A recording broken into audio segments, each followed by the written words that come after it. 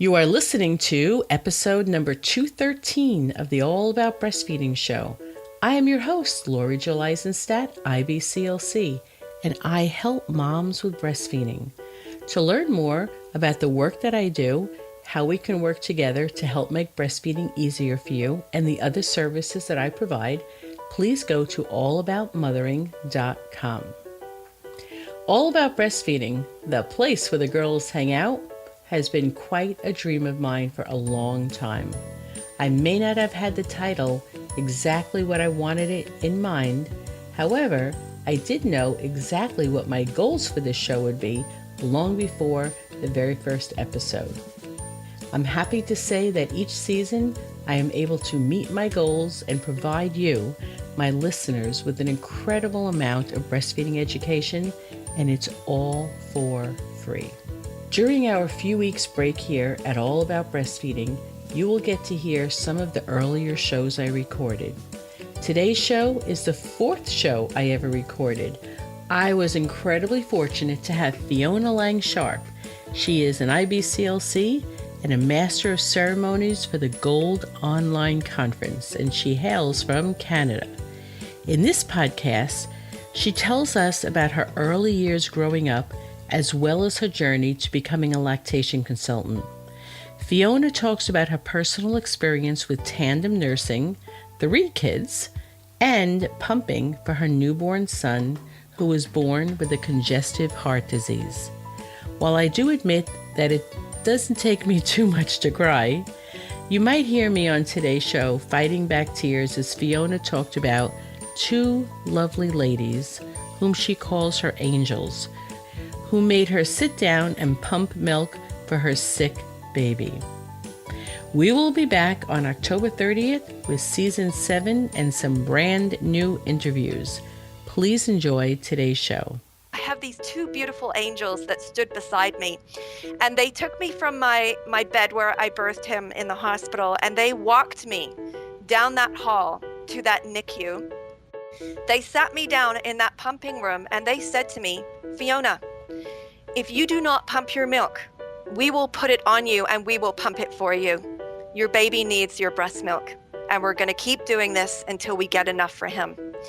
Balloons, bazookas, boobies, bosoms, boulders, cans, hooters, knockers, melons, honkers, jugs, rack, tatas, tits, torpedoes, guns, bust, doorknobs, coconuts, and our favorite one, the girls. Welcome to the All About Breastfeeding show, where your host, Lori, highlights mothers just like yourself and goes beyond the surface questions and digs deep so they share not only their joys and happiness in their daily breastfeeding life, but also their pain and struggles and how they worked through them. Hi everyone, this is Lori Jill Eisenstadt, IBCLC, and I am your host of All About Breastfeeding, the place where the girls hang out. Every host has their own personality, and as you can see, my personality comes shining through with that introduction. I'd love to welcome you to today's episode. My hope is that with every show and every story, you gain a new appreciation for mothers and babies and breastfeeding.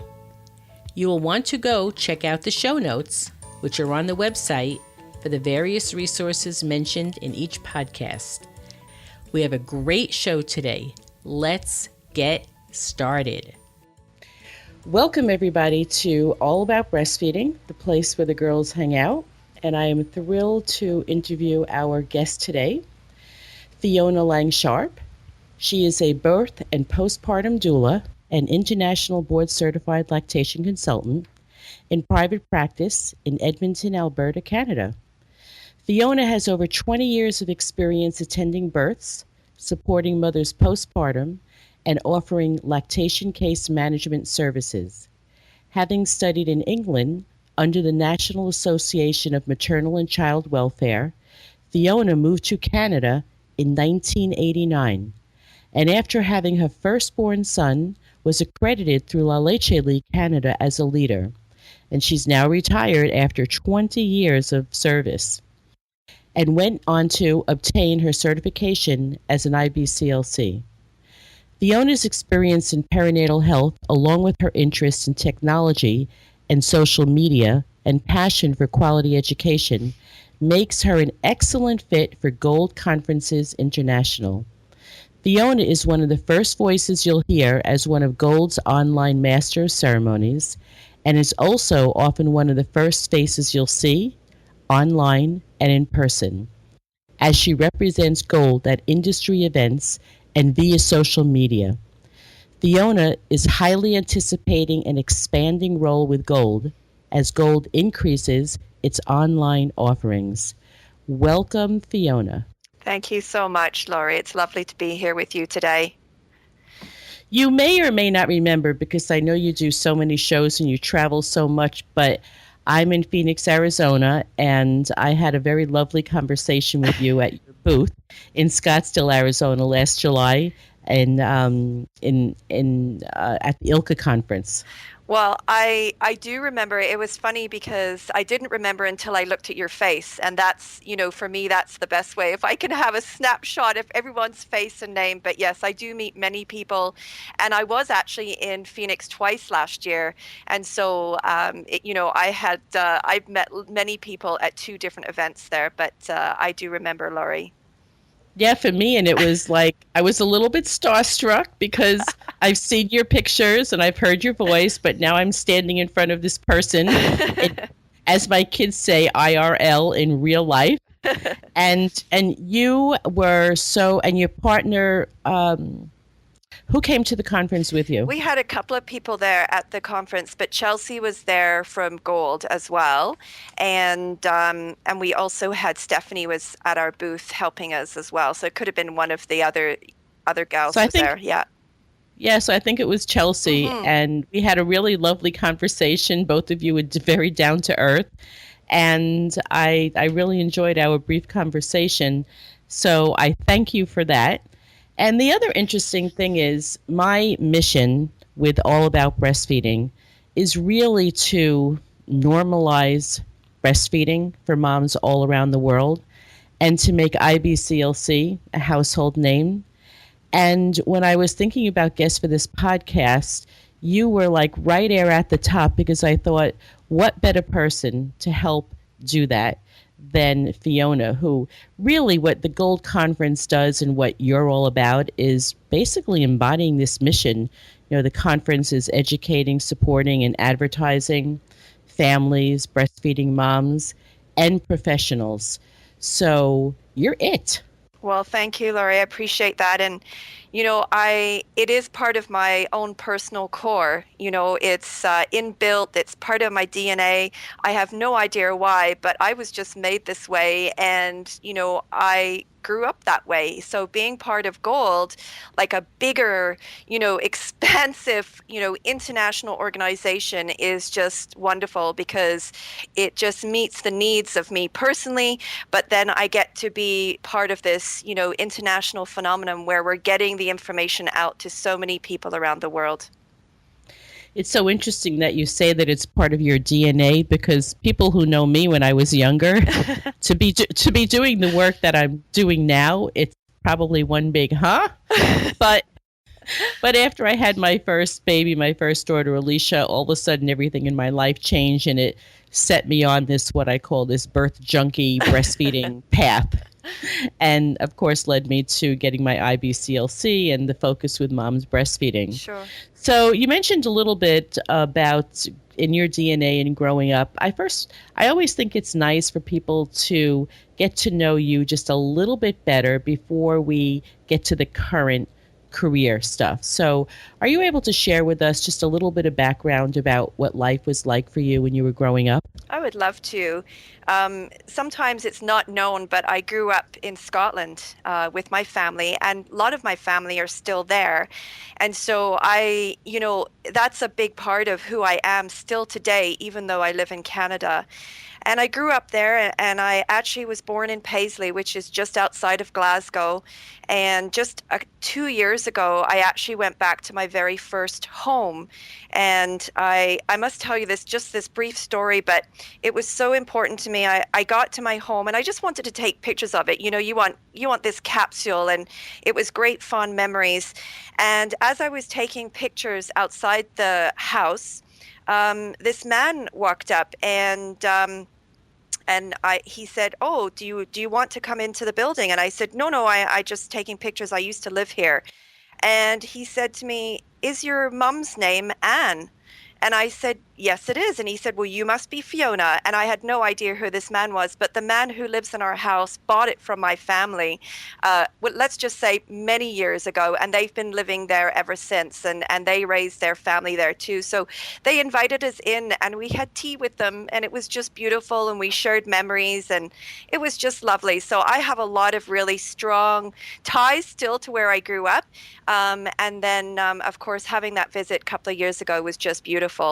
After that, I grew up in England, and I was an only child growing up. So I had many friends and, no siblings growing up. But in the south coast of England is where I predominantly grew up for the rest of my life. And I still have family and friends that live there too. So, for me, I feel like I've had the best of both worlds living in England, and I don't want to live there anymore because I love my Canadian country, but it was a great start to my world for sure.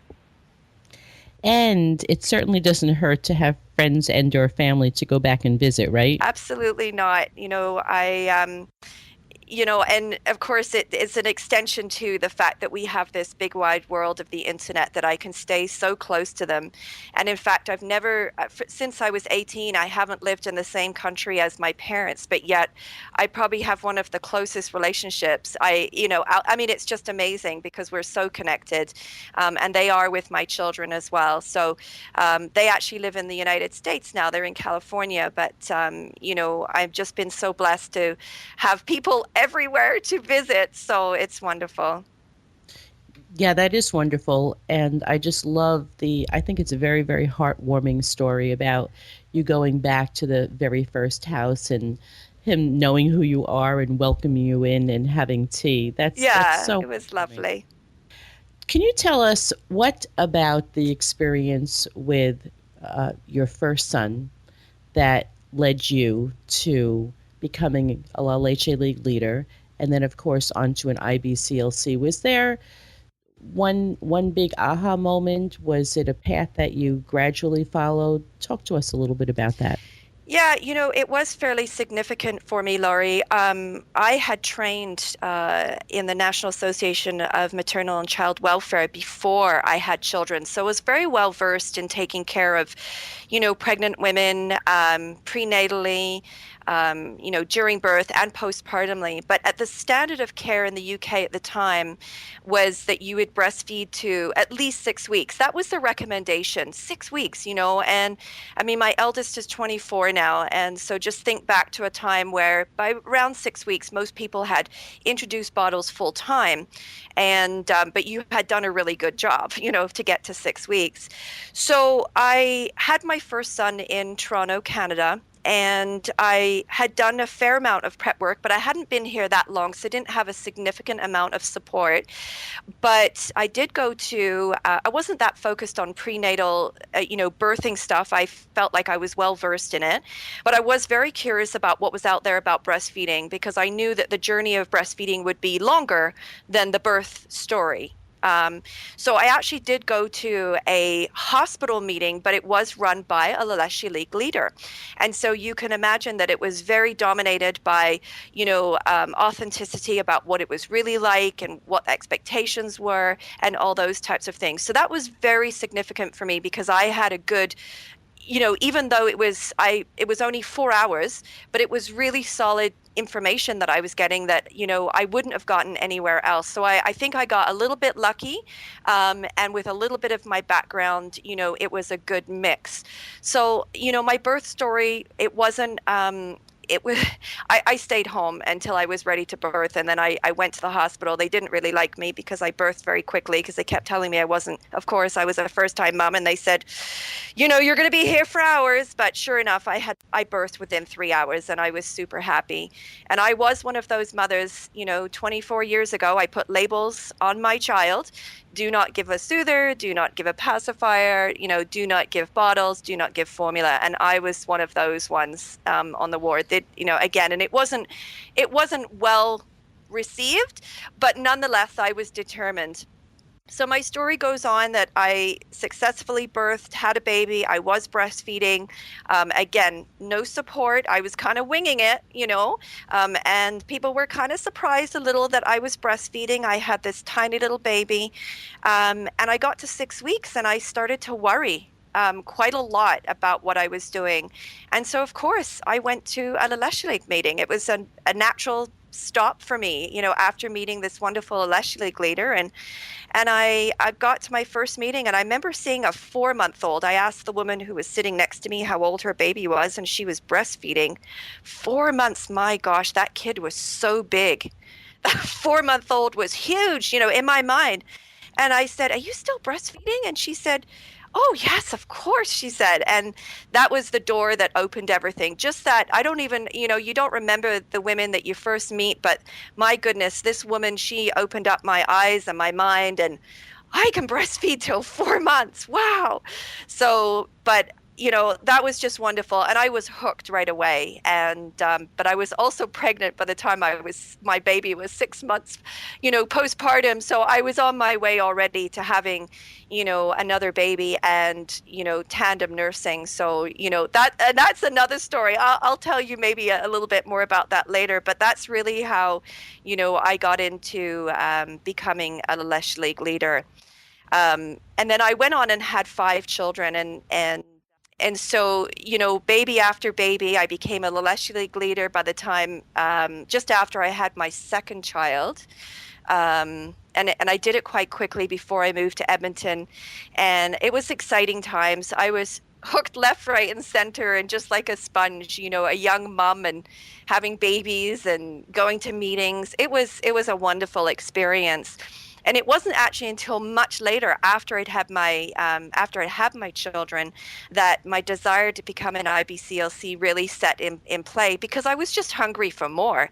Laurie, it doesn't stop. I mean, the information is just, it's an ongoing path and journey. So after some time, and after I was birthing babies, and I was still attending births, but I really knew that I needed more. And it was because it became tiresome to send women to a meeting or not be able to really give them more information. So becoming an IBCLC was extremely important to me, because I didn't really know, but I knew that I wanted to give more. I just didn't realize how much more was out there. And that's the exciting thing about becoming an IBCLC, is that there's just so much more, that it fulfilled so much more in what I knew that I needed. So that was my journey to become an IBCLC as well. Boy, there are so many things. I could probably do an hour on a lot of things that you said. I'm gonna pick out a couple of points though, and I always say I don't really want to steal your thunder, but there's just some things that was so interesting. I remember my very first Lange leader. Her name was Doris. Mm-hmm. I went when I was about 6 weeks before my first was born, and I didn't go again until after she was born. But that very first meeting, now first-time pregnant moms, I come from a family of formula feeding, and I didn't see a 4-month-old, and my oldest is 31. I didn't see a 4-month-old. I literally saw a 4-year-old. And I was too shy, but in my brain, I did say, is that baby really nursing or just like cuddling at the breast? And of course, come to find out, and very quickly, and I wasn't even judging in my mind. I was really just very curious, because I just had never seen that. And I wasn't coming from a place of that was not a good thing. It was just more curiosity, and probably like you, very shortly on the fast track to having babies, mm-hmm. Your brain, you're thinking, oh, only 6 weeks. Now you see a 4-month. But very quickly, we're ensconced in this whole breastfeeding community. And we are not thinking twice about a baby 6 months, a year, and older breastfeeding. That's right. And it starts to become the fabric of our everyday life, right? Sure, absolutely.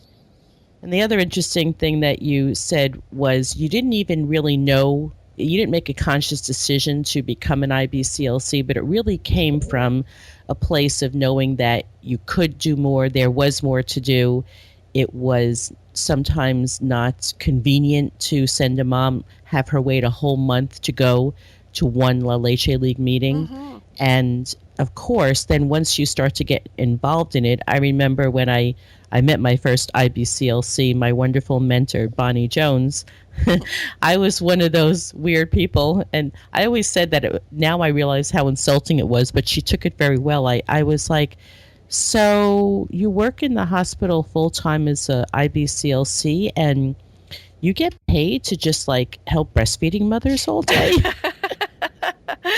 And she was so nice and kind and ingratiating. And she said, yes, that's exactly what I do. And there's more conversation to that. And that certainly led me on my path. Right. But you've really helped us to understand how you came to become an IBCLC. Mm-hmm.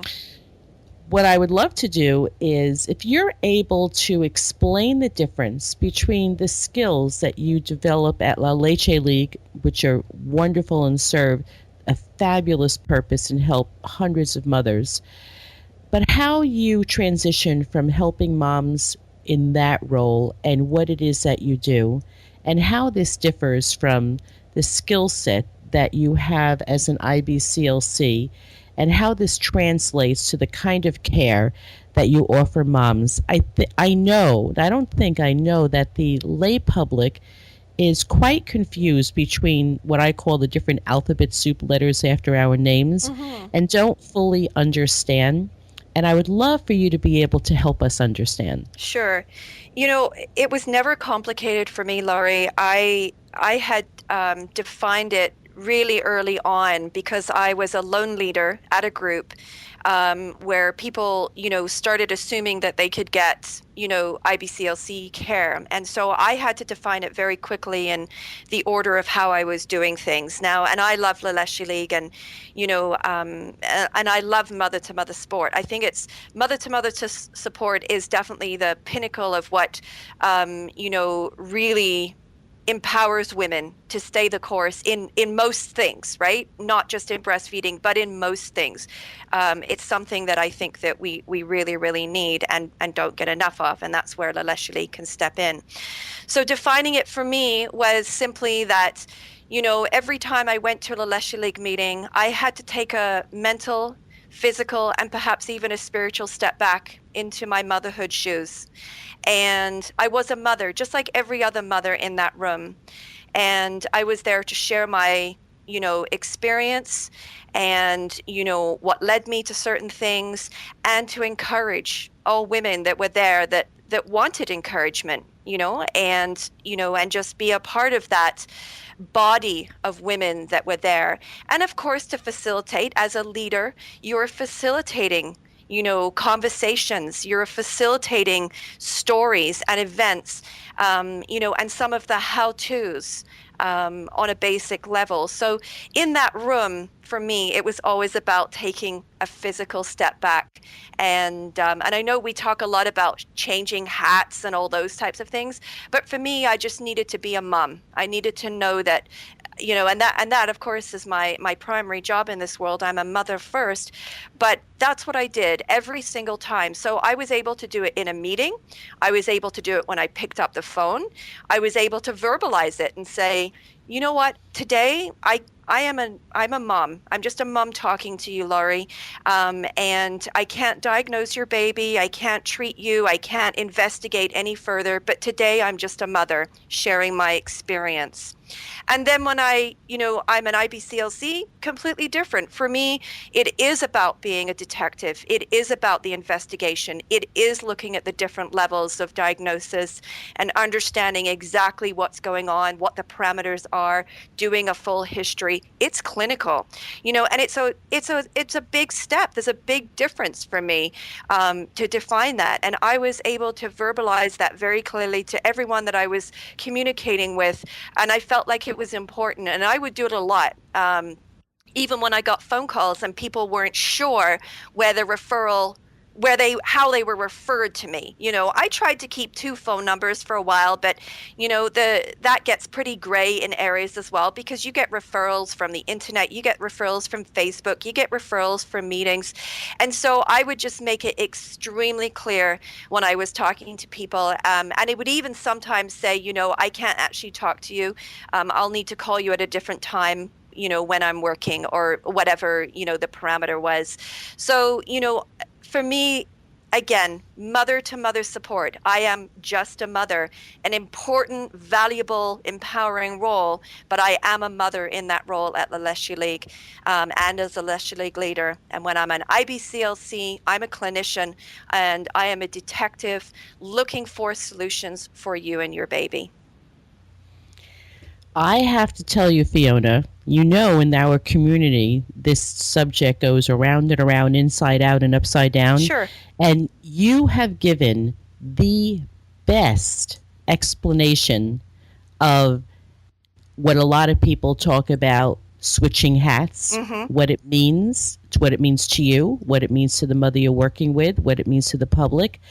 I'm going to talk to you offline, and I'm going to take what you said, and I would love to put it in another PDF file or something. You just explained it perfectly. Thank you, Laurie. Love that. As I was reading your bio, sometimes you read people's bios and you just get exhausted and you think, I think I'm busy. But I'm reading your bio and I'm thinking, as if you were not busy enough, at some point, Fiona, you then became the public relations manager of Gold Online, as well as the master of ceremonies, which I loved this year at the conference. Thank you. I think it's fascinating, the roles that some of my colleagues hold in the field of lactation. And so I would love to know how the work that came previously, how that evolved into your position. And I really want you to explain to us exactly what the Gold Online Conference is. And I also know that you have evolved into putting on other online conferences, different than when I was first introduced to the Gold Conference. It was just lactation, if I'm correct. And now it has evolved into offering prenatal, perinatal, and midwifery conferences, and you'll clarify that for me. So I would love for you to accentuate the lactation part, Sure. but also give us a little info about what else you have evolved into. Absolutely. Well, there's no doubt about it. I'm definitely busy, but Gold has given me a lot of flexibility because it is I work remotely from home. So I'm in my own home with my children and my family, which of course is extremely important to me, as I mentioned before.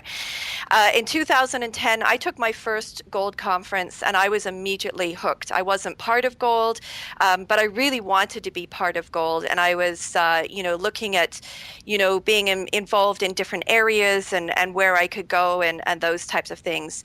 Now, I had a chance meeting in 2011 when Gold was actually sold to a Canadian company, and that's how the journey began for me. And it was at the beginning, it was a very small position that I took on, and it was just for some research and those types of things. But very quickly after speaking with Gold, they realized that I did have a very passionate voice about lactation, and so it quickly evolved into becoming one of their MCs for that following year.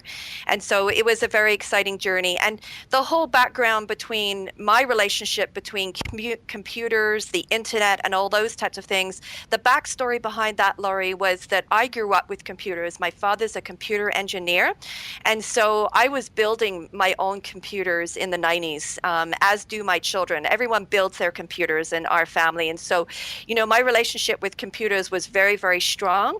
And then I didn't see how the two would amalgamate together, being a lactation consultant, being very hands-on. But there are two worlds that collide, and this was one opportunity that, was just a perfect fit for me. So working online, but doing something that you're very passionate about, was a perfect fit. Now, with Gold too, with the expansion and, my role, there's always been opportunity for me to grow, and they've never held me back. As things expanded, I was always ready and willing to jump in as well. So over the past couple of years, we now, for our last conference for Gold Lactation, we had approximately 2,600 people, and maybe that's still growing because it hasn't actually closed out out yet, Laurie, and I know people are still jumping online as they hear about this phenomenon.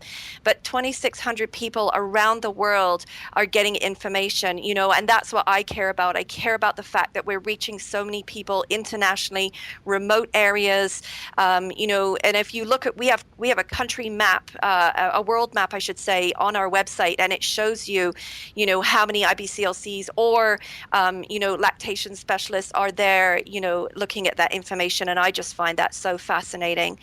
Now, I'm just going to cut in yeah, just for a for second sure. because I don't want to lose anybody. So we are so familiar with this now and the technology, Yep. but for people who are not, can you just please explain the basics of the Gold Online Conference Absolutely. and what makes it so special? It's online. Who is it for? Sure. Gold Conferences International is owned by Gold Learning. So there's a couple of things that I want to share with you, Laurie. Gold Conferences is a live conference online, just like a face-to-face conference, except everything is done online. Now, you have many opportunities to expand on that, and I don't have time today to go through them all, and I will be providing everyone with a link so that they can come and have a look at it, and there'll also be a free Cerp that you can get to for those that are listening as well. But what happens is that you can come and enjoy live presentations. You can be with your colleagues, you can be with the speaker, and you can enjoy all of that. And so with a part of that too there are time restrictions for some people, Laurie. So we also record our presentations so that people can have up to 6 weeks to watch the full conference from wherever they can connect to the internet. And so it gives many people the opportunity to not only engage in such a personal way online, but also in a recorded fashion as well, where they have the opportunity to listen in their own time. And that's one of the great things that we have at Gold. And I know that many people connect in other ways, in our discussion groups, in our forums, but we're connecting people constantly. And I'm very driven by this. I'm very driven by connecting people. And that's one of the greatest opportunities that you will actually see at our Gold online conferences. Yeah, so I very, very much appreciate you offering to give some more information. I will put it in the show notes so people can really delve into and learn the more specifics and read about the fascinating speakers. And I don't know if you have it. I remember there have been times when I've been able to see a clip from a previous conference, a speaker, which really helps one to understand. And when you're talking about connecting, there's just a couple of things I wanted to mention. One is this year, I mean, you're just making a lot of fun. And this year, people were posting pictures on your Facebook page during the conference because it is international. And we do have 6 weeks. Some of it is live, some of it where we can't attend live, so we're watching recordings. And people are posting pictures of themselves in their PJs, right? Yeah. At 7 o'clock in the morning, with their coffee cup, or midnight, and they're first waking up because they're going to head into a night shift in a couple of hours. And for me, I remember this year, the second live day, I was like, oh, shucks, I had to bring my mother-in-law to an outpatient visit at a local hospital, which that was going to take about 4 or 5 hours. And I have to tell you, Fiona, I just felt like the bomb. I had my little Nook, and I hooked up with Gold Online, put on my headphones, and while all this stuff in the hospital is going on around me, I am listening to a live seminar with Gold, and it was the best thing ever. I just think that's a great story, because that's what we want to hear, Laurie. We want to hear how people are connecting everywhere, any time of the day, all day, because this is what we do at Gold. We want to make sure that you can have that access. And when you tell me these stories, and even though you were in somewhat of a dire situation, it was a great way for you to fill that time while you're waiting, perhaps even a distraction, keep you connected on what you want to keep focused on. What a fabulous story, Laurie. Thanks for sharing that. It was a great distraction. My mother-in-law's 89 years old. You know, you have to hang out for about an hour or so before you go back. And I'm getting this set up because I want to make sure I'm in it when that next workshop. And so I'm explaining it to her, and she's just kind of raising her eyebrows and like, oh, okay, all right. You know, at 89 years old, it was hard for her to fully understand this whole concept. And I forget who the speaker was, but they were somewhere across the world somewhere. And so, yeah, that was fabulous. Yeah, wonderful. So I would love to know how, if you have a fun story, something with all your involvement with Gold, is there something funny that's happened or scary or exciting or embarrassing?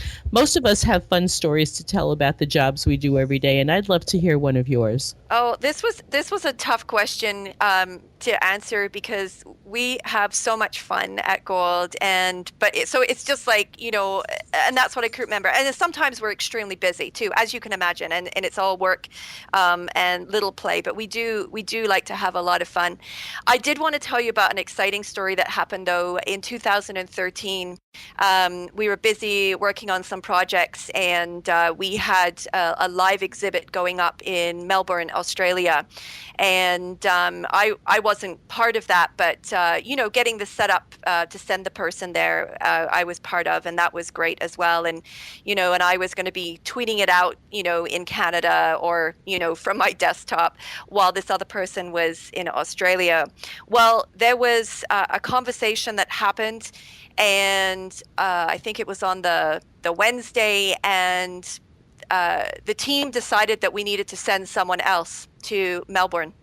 And that's what happened to me. So on the Thursday, I was asked if I could go to Melbourne, and I left on the Monday. So my whole life, you know, I'd never been to Australia before. It was a dream, you know, to go there, but to have it happen so quickly, as you can imagine, Laurie, like in our families, clients, children, you know, partners, you name it, there was a lot to organize, and I managed to do it, but it was a lot of chaos in order to get there. But I jumped off that plane in Melbourne, and I traveled around the city for half a day as I still had time. So it was a really, really great experience for me. And it was just wonderful to see so many of my colleagues that I do see at the many different conferences that I attend. So that was pretty exciting. But I don't know if you know, Laurie, we just wrapped up a week. We were, as a team, we were all together in Vancouver, Canada. And so we had a pretty fun time while we were all there. And, you know, we kind of miss each other because some of us are remote. And so it really is nice that we are kind of like a family when we get back together. And we had a great week just recently at the beginning of June, and that was wonderful. I don't know exactly how it worked, but I remember at the end of the conference, the last day, I did come in and saw all of you sitting around the table. And again, I don't know if it was all of you, but there was quite a few of you all sitting around the table. Yes. Again, it was fun to see your pictures, and I just got really good, warm, fuzzy vibes because you were laughing, playful with each other. And that was a lot of fun to see. So I actually like that you invite us in for that part. Yeah, for sure. That was the first time that we had done that. And I think for us, it was really important as a team. And it was our team that you saw there. Like, it's not a big team. We're a small company, but, you know, we do big things. And, but that was our team sitting at that boardroom. And we got to dance out the last song and have fun. I'm usually crying, to be honest. It's something that few people know. I'm usually crying at the end of the conference because I'm so attached to just the whole process and just all the people, and because everyone is so wonderful and caring. And I'm talking about all our delegates around the world. And it's such a special time for me. And I think, wow, we've just achieved so much in such a short period of time of getting this information out. But that day I was full of joy and happy tears, and just, it was great to be with all of my Gold family as well. Yeah, I could tell everybody was real happy. Yeah. What I'd like to do is switch gears from the career hat that we're talking about. And I want to get back to a little bit about your early mommy days. So are you willing to play with me for just a minute? I'd love to. All right. So I'm going to ask you to just close your eyes. And for 30 seconds, we're going to do a little deep breathing. Mm-hmm. And so I love to just close my eyes and take a nice deep breath in through my nose. And on the out breath, just tell myself to relax my forehead, my jaws, my cheek, my tongue. And then take another deep breath in and just ask myself to release my shoulders and arms and chest and thighs and literally just kind of relax your feet too. Okay, you still with me, Fiona? I am. That was beautiful. Thank you for that. All right, so we're going to hang out a little talking about breastfeeding and your experience. So, the first thing I would love to know is, have you ever had the conversation with your mom where you breastfed? I have had that conversation with my mom, and my mom is my mom is also online a lot, and she's all over Facebook and on our gold stuff.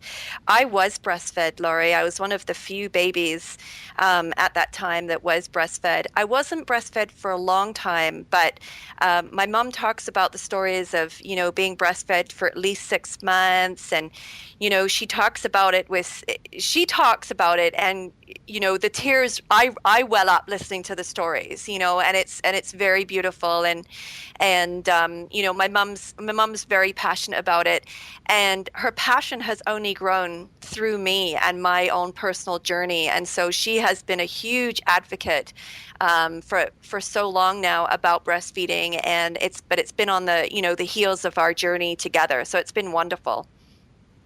That's such a sweet story to be able to, for your mom to be able to share that. And I love that she's just excited about her daughter, Fiona, and all the things you've done in the breastfeeding world. And she's watching you and probably jumping on the bandwagon. Yeah, So for that sounds sure. great. I would love to know, as mothers, I find that, especially as very first time new moms, we experience a full range of emotions in the early postpartum days. Hmm. And even if breastfeeding goes well for us, there's still just new mommy hormone getting used to that. Hmm. So I would love to know if you experience a time either postpartum having nothing necessarily to do directly with breastfeeding or with regards to breastfeeding, if you had a really rough time, felt overwhelmed, what was going on? Were you in pain? Did you experience a feeling of wanting to give up? And so I'd like to hear sometimes just a hard part of your postpartum period and to tell us a little bit about it, and what turned the corner for you. Sure. Thanks for asking this question, Laurie. I think these are the questions that are hard for us to still talk about. Postpartum is something that we know a lot about, but we don't know everything, and we're still not sharing enough. And I think it's so valuable when we get an opportunity to share. And my postpartum experiences were good on the most part, but a short story, the short version story was with my third son, Edward. Now, Edward is 20 years old today, but 20 years ago, I found out, or just it was a couple of months before he was born, I found out that he had congenital heart disease, and not just any ordinary type of condition. In fact, he has about 15 anomalies. He's gone on to have 5 heart surgeries, a few minor surgeries. And the bottom line, Laurie, was when I was pregnant with him, they told me that he wouldn't actually be able to do anything and probably would die. They at the time, they just said, expect to hold him after birth, but that's probably all you get. But like I said at the beginning of my story, he's 20 today. Now, I equate that to a few things. I do want to give credit, of course, to those in the medical field who treated him and who have given him those surgeries. And he's an ongoing palliative care patient in our world. So, but he's doing awesome. He's incredibly healthy and well. The other thing I give credit to is the fact that he was exclusively, that's right, Laurie, he was exclusively breastfed. And 20 years ago, I came up against the biggest fight of my life. And I feel Edward's life when I was told that he would not breastfeed. And in fact, they told me that breastfeeding him would be dangerous, and that he nutritionally would not get what he needed. I was very, very fortunate that there were early studies coming out that time from New Zealand that were contradicting to that. And it just happened to be that the neonatologist that was treating Edward at the time was also very much on board with breast milk. And so it was through those very small things that I had one guy in my corner and some studies in my hand, and I fought hard in order to get there. But the story of the postpartum was the scary part, because when I had Edward, and they had told me he was going to die, Laurie, you know, when I birthed him, he was transported immediately to the NICU, of course, and I knew this was happening. I was well prepared. I had a team of people in place. But, you know, my inclination of a mother at that point was just to hand him over and walk away, because I felt like I had done my job.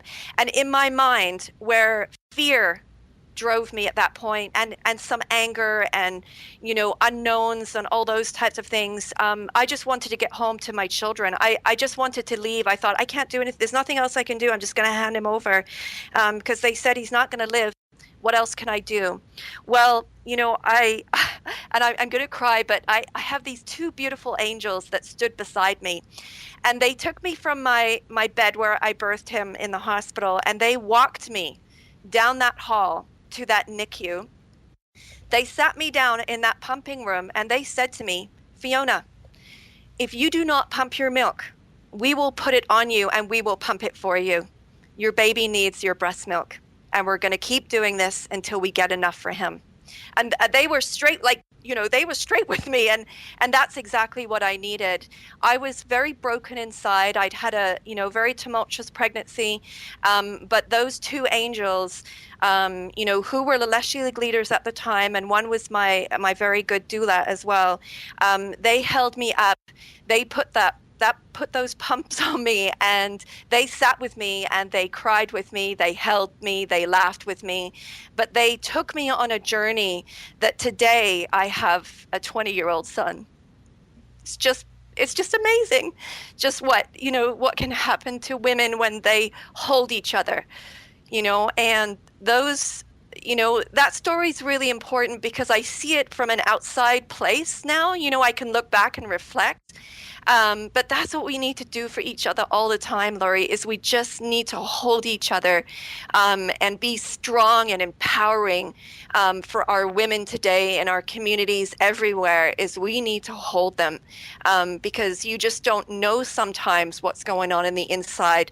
I had no words to express my fear, anxiety, my torture that I felt on my soul, the abandonment that I felt. I had no words for that.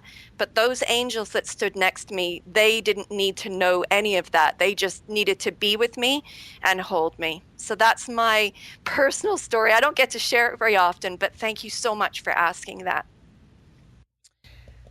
Well, Fiona, I am trying very hard to compose myself. I will never know exactly what it felt like for you, certainly at the time. I do know I'm not even sure what I know now, but I mean, I feel like Goosebumps doesn't quite say it enough. But, you know, in sharing your story, you can almost bring our listeners to where you were at that moment in time. And like I said, we will never know exactly what it was like for you. Sure. It's so interesting listening to your story. I started to cry when you talked about the fact that you just felt like your job was over and you were ready to hand your beautiful baby boy over and go back to your other kids, and then something changed for you drastically. And I love the fact that your buds were like, if you don't want to do it yourself, we're going to stand here and we're going to hold this pump for you. Yeah. Amazing, amazing, wonderful, heartfelt story. Thank you. Thanks for sharing that. That probably leads into one of the other questions that I have for my guests, because again, I think that we just don't talk about the hard part about postpartum, and we're not really truthful with each other. Partly because some of us just have not come to terms with it and don't have words. Hmm. Some of us are stuffing it, and others are embarrassed that they have those feelings. So I would really like to know, what if you could go back to your postpartum self, Yeah. what is one thing that you, if you had the opportunity, would whisper in your ear? And I'm hearing you still, so I don't know if you need a moment. Yeah, I also I read this question ahead of time, Lori, and this is pretty tough because, I had a lot of fear, and I don't want to. I didn't want to give anyone a sense today that this would be something that happens to everyone. And we all know that everyone's very individual. So this is personal to me, but I do see myself, and I go back there. I go back to those places, even with my other children, and even though my experiences were mostly positive, but as a very young mother with perhaps a few toddlers. At one point, I was, breastfeeding 3 babies, and so that's busy. And so, I would say so. but I would probably say, there's a couple of things. Don't be afraid, because I think sometimes, fear got in the way of so many things as a young mother. The fear of not being good enough, the fear of not being able to do it all, the fear of not being able to complete the task at hand. So, I think it would be just, don't be afraid, Fiona. Don't be afraid. You can do this. Keep going. I see that so clearly, Laurie, that I think those would be the things that I would want, my angel self to hug and do it. And sometimes, I'm still a mom. I still have worries. My kids are older, but my youngest one is 14, and I hug my kids a lot, and I want them to achieve as much as, they want to achieve. But, there's still fears in life as a mom. You worry about your kids. But mostly I let it go at the end of the day, and I know that I am powerless over what happens to them in this big wide world as well. But I love them, and give them all that I can as a mom, and try not to be fearful when I do it. And thank you for answering that question and being honest. And I love how you preface it that we're all individuals and mostly things went well. Hmm. For most of us, that's what I start off with this question, that even if things went well, Hmm. most of us still have some tough times, some tough moments. And I think the further away we are from it, perhaps some of us may forget or minimize it. And I think that that's the part that causes judgment on other moms Hmm. or a lack of understanding, which is why I like for us to keep coming back there as we move along in motherhood. Because what you said now is, now you've come to accept that there are things that you can't change and you still have your fears, but perhaps they're not maybe as paralyzing as they might have been Hmm. as a new mother. And I often feel that if you felt that, then there are certainly enough mothers who are experiencing that, who can listen to what you're saying, know how far you've come. And if they're feeling that now, it certainly gives them hope and perhaps will stop them from being so paralyzed that it may get in their way of their mothering. So thank you for sharing that. You're welcome. So we're going to move from tears and tissues to a little fun if you have a few Oh, minutes. for sure. Okay. So I think I would love for you to answer one of the questions. So I have two, but which one would you like to talk about? A funny thing that one of your kids have said about breastfeeding, or do you have something you never told anybody about your breastfeeding experience? I call it the confessions of the breastfeeding mother. So why don't you choose one of those and talk to us? Well, Okay, I'm going to choose Tales from the Breast because, having multiple children, my breastfeeding career, I was continuously nursing for 13 and a half years straight.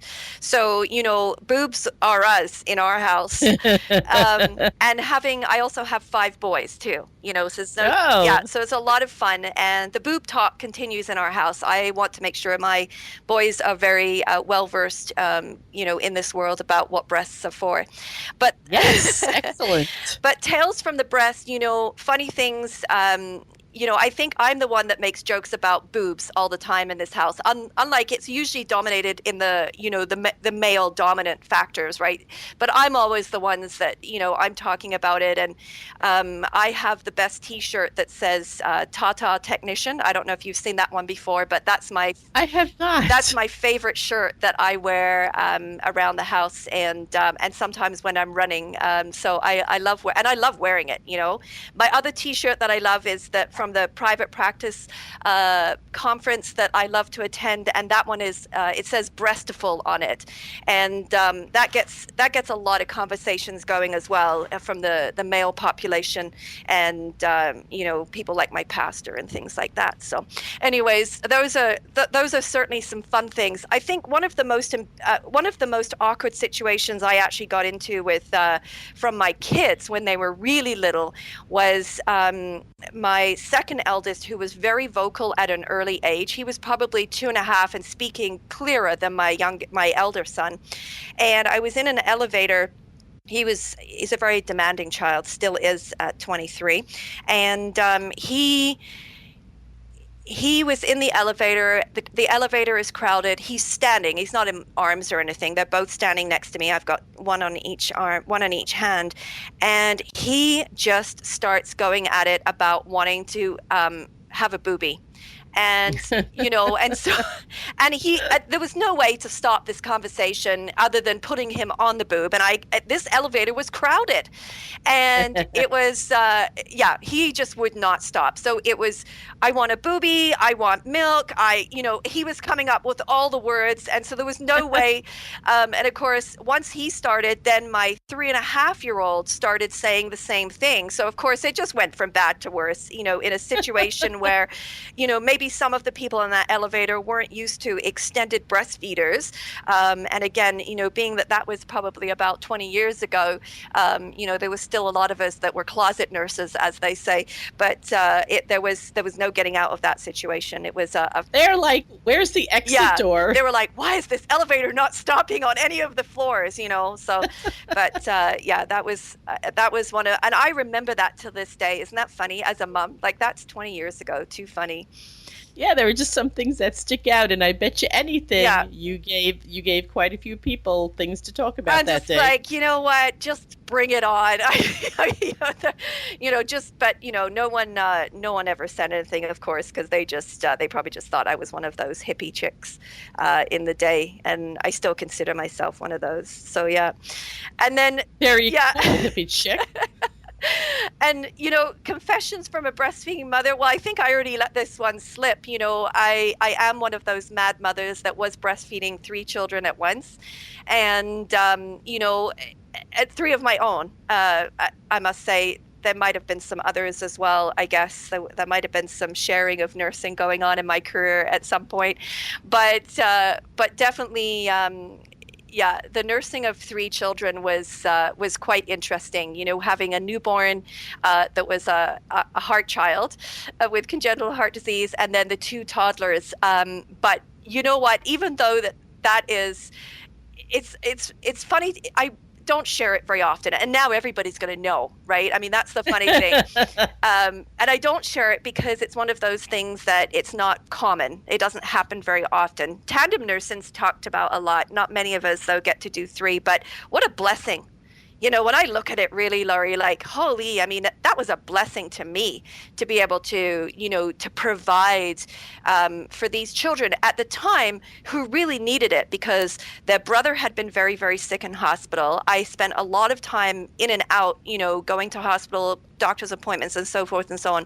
The children needed stability. And as a mother, it wasn't all about nutritional value. It was about giving them, that stability and, giving them that nurturing that was so necessary in a family that had been, turned upside down by the events that had happened in their lives.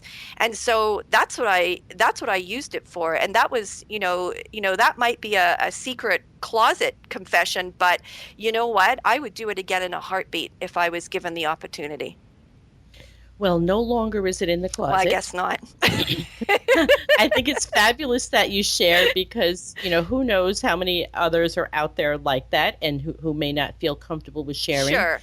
In addition to, there are other moms who the situation may come up, and when they hear that someone else did it, they might not think it's too weird. That's right. And they might not push that third child away when otherwise they might have. And I also really love that you shared that breastfeeding sometimes, especially as they get older, is not necessarily directly related to the nourishment that they're getting, Mm-hmm. that there's so much more that we can give our babies and toddlers at the breast other than nourishment. And you just provided a perfect example. The household is a bit topsy-turvy. There's probably a lot of stress going on. You're maybe not with your kids as much as you might have been before. And the breast and your connection provided stability. So thank you so much for sharing that with us also. Oh, you're welcome. We have a few more minutes, and I would love for you to do two things. One, share with All About Breastfeeding listeners what projects you have coming up. And we would also love to know how we can get in touch with you. Oh gosh, well, projects coming up. Now this is exciting, Laurie, of course, and I can't wait to share with all of your viewers about our Gold Learning. Now Gold Learning so www.goldlearning.com is an educational site where you can go and earn your CERPs individually. And it is also, of course, our past conferences are going to be posted on there as well. But it is a wonderful site where, again, you can go and pick and choose out of a library of contents. And one of the things that I'm going to give to your listeners as well, Laurie, is the opportunity to go and watch one of those presentations that's on Gold Learning. So they'll really get a great idea of what Gold Learning and our other conference events as well, and what they're all like. And they'll be able to earn a CERP from that as well, all free to them. So I'm excited about that. Woohoo! That's fabulous. So Thank you. The other things that, of course, that are coming up now, of course, we have our fabulous Gold Lactation Conference, which is just wrapping up for 2015. We're going to be talking a lot very soon about our Gold 2016 conference, and I'll be giving you the dates and, of course, a link to that as well as part of this webinar as well. And you'll have that down in the notes, and so you'll be able to see when it's coming up. And you need to know that Gold is in its 10th year coming up. So that it's big celebration going on, which means big events and big giveaways and all those types of things. So your listeners need to be in tune and keeping up to date with all of that as well, Laurie. And that will be coming up this year. Fabulous. And I myself am now diving into the eSERPs that you're offering. Oh my gosh, eSERPs, what a great package that is. I was very driven. There's not many things that, don't drive me, but I was so excited about this because there really isn't anything, I don't think, as good and as, up to date as this available right now. And so it was really exciting to be able to put this package together of there's 5 topics and fabulous speakers. And so you guys need to jump in on that if you need some eSERPs. And if you don't need eSERPs, what we've started saying here at Gold is that this is something that everyone that is working with breastfeeding families should be listening to, because there is just so much there that that you need to know about in the ethics package. Everything from the diversity to the WHO code to avoiding lawsuits and all those, even stuff about being online and social media and how not to give information. So if you're an IBCLC, that's awesome. You definitely need this. this. And if you're somebody working with breastfeeding families, you also, need this too as part of your further education. It's just phenomenal. So don't miss out on that opportunity as well. And that is going to be posted on the Gold Learning website as well. Yeah, I think because I talk to potential students all the time, and sometimes people are just driven by the CEUs and SERPs that they get. Sure. So, and I think that I'm often saying it's not all about the SERP. So that lovely song that it's all about the breast. About the breast. Yes. So I think that you should do like this parody, like it's not all about the SERPs, about the SERPs, about the SERPs. Absolutely. I love that. Yeah, because there's so much to learn, and we shouldn't just be driven by the SERPs that we're going to get for our certification. I want students and other IBCLCs to be driven by the process of learning more information. Even if we've gathered enough SERPs to recertify again, we still want to and should be and need to keep learning. There's so much in our field to grow, learn, experience, share, and incorporate into the everyday work that we do.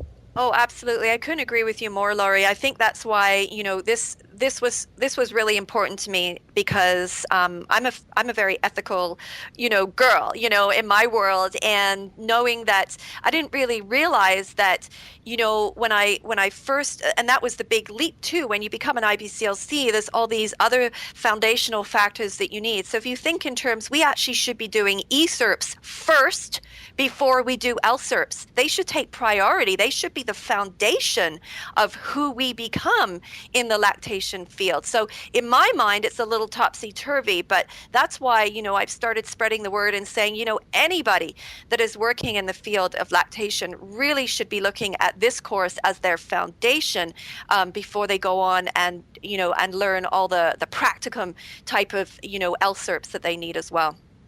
Exactly, because what I find, there are some things that for some of us don't necessarily come naturally. No. And we need to have someone guide us and teach us and incorporate it into our being before we start working with mothers. And I wholeheartedly agree with you. So that's something else that we could put out there for the powers that be to think about. Yes, definitely.